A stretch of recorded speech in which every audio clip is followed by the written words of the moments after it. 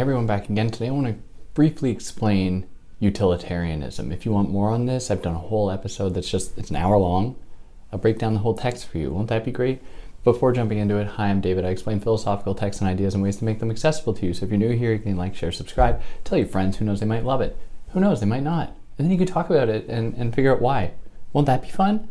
Yeah, do all those things. You can follow me on other platforms. If you found this on YouTube, you're going to be able to find it. It's just a podcast on pretty much any platform under all the same names and titles and all that. Or if you found this as a podcast, you're going to be able to find it on YouTube, where sometimes there's accompanying video. And you can see my wall behind me. I'd love for you to try and name all of these figures that you see behind me. If you're listening to this in podcast form, it's probably pretty strange. Give it a try. I'd love to know what you have to say. But yeah, without further ado, let's jump into utilitarianism, because I'm going to break it down for you, and I'm going to describe one of Ursula K. Le Guin's beautiful short stories. I want you to tell me about it. You know, if you're a utilitarian, I'd love to know. And ask yourself, would you walk away from Omelas? And if that doesn't make sense, that's okay, because I'm going to explain it. So I'm taking this from John Stuart Mill's text titled Utilitarianism. Now, there are lots of other utilitarian theories, but we're going to just draw from this one for the sake of brevity and for the sake of clarity and precision. Now, in order to understand this, just simply, utilitarianism refers to the moral thought and philosophy and way to organize society that maximizes people's happiness among the most people possible, among as many people as possible. Now, why does Mill offer this? I mean, you're probably listening and you're like, yeah, of course. I mean, isn't that what all moral systems have tried to do? Isn't that the end goal? Isn't this what unites advertisers and philosophers? I mean, they're all trying to find out what people want, what makes them happy. Well, Mill has a problem with the history of moral philosophy. And that is because in the history of moral philosophy, oftentimes people have sought to explain moral philosophy or to justify it by appealing to abstract notions of truth and justice and appealing to these otherworldly realms to try and understand how the world works and what people want. And Mill is just like, we got to just focus on happiness. We just have to focus on what people want in their lives. And this is all we really need to try and improve people's lives. Now, he uses this as a starting point for figuring out how society should be organized at all. Society should be run in such a way that it tries to maximize everybody's happiness as much as possible. Not only each person's happiness individually, but also among the most people as possible. And this happiness, he is totally clear, means a lot more than just bodily happiness or enjoyment. It includes both the body and the mind, where he says that, you know, if we just focus purely on physical pleasure, for example, while that is good, it's not the recipe for sustained happiness, which is one of the key caveats that he gives us, that he believes that for people to live happily, that happiness has to not only be present, but it has to be guaranteed and sustained for a period. It can't be fleeting. That would be like, you know, if someone read utilitarian theory and they were like, oh, candy makes people happy, or chocolate cake makes people happy, let's give them chocolate cake every day. That is hardly going to satisfy all of the different components that make people happy, including mental satisfaction, security, bodily satisfaction and security. Eating chocolate cake every day would be great. I mean, that's fantastic, but that's only one step along the way to a true utilitarian happiness. Not to mention that might pose some negative health effects, especially if all you're eating is chocolate cake. Like, maybe that's not good for you, or maybe it's great for you. I don't know, leave it up to you. But for him, that's not quite enough. It has to include many other things. So it is not individual.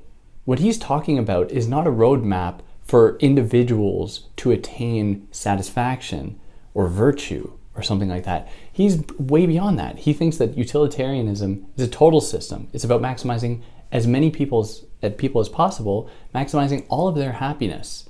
And so he's like, this can't be reduced to individual efforts. And in fact, he prescribes that in education at a young age, children need to be taught to equate their own happiness with the happiness of the greater good. And it makes sense on like a human biological level.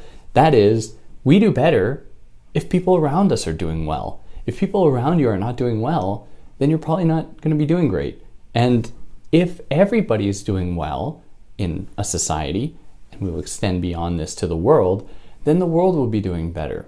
It just seems basic. We are the animals that cooperate among other animals, and you want everybody to be able to cooperate equally and to enjoy in the happiness that equality offers. So this is to break away from nationalism or the belief that only like my community should be happy. The point is that it is total. It has to be a global movement. And he's like, this has always been present in other moral philosophies. It's always been there. People trying desperately to find out what people want, what makes them happy, what makes them tick. Like Aristotle, all the way back to Aristotle, like finding out what is virtue, and him suggesting that virtue is this golden mean, the balancing act between different temperaments and everything else. And that was him just trying to find out what makes people happy, where he thought it was this sustained proximity to this like golden mean.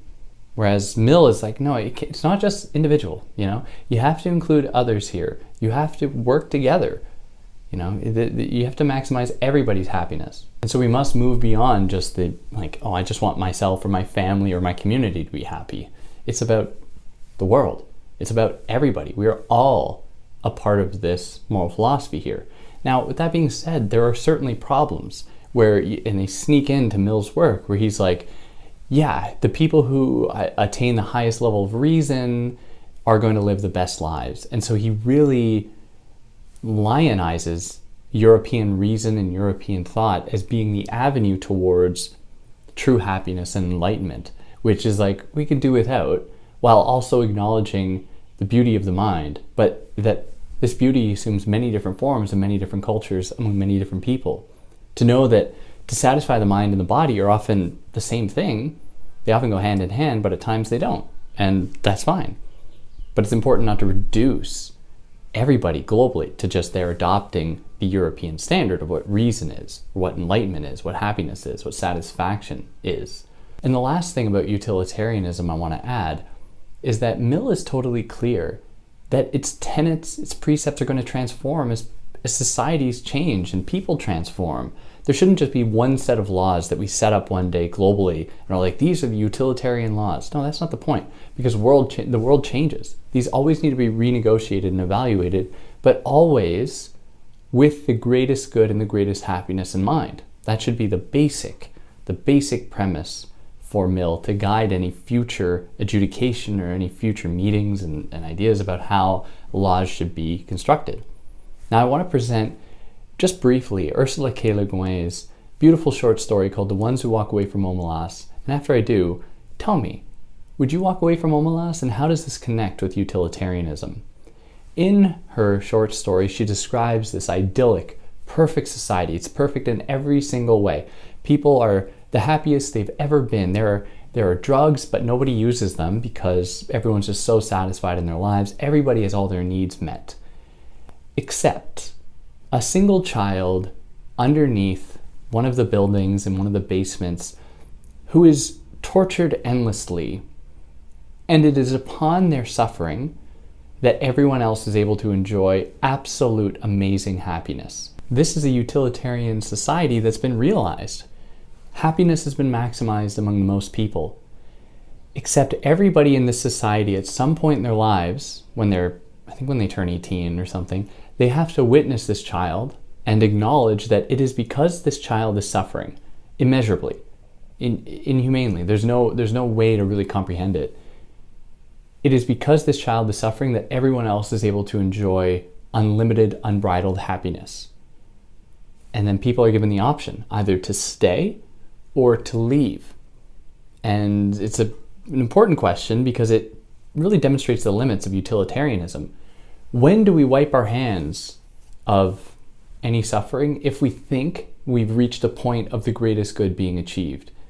Is it ever a finished product? Probably not. It's something that always needs to be evaluated and reconsidered. But let me know. Would you leave? I hope you would. But I'd really love to know what you'd have to say about it, how it connects to utilitarianism, and if you buy it at all. And yeah, on that note, if there's anything I omitted, go check out the longer episode I've done on it. We'll probably answer all of your questions, but anything I got wrong, I'd love to hear about it. And yeah, on that note, take care.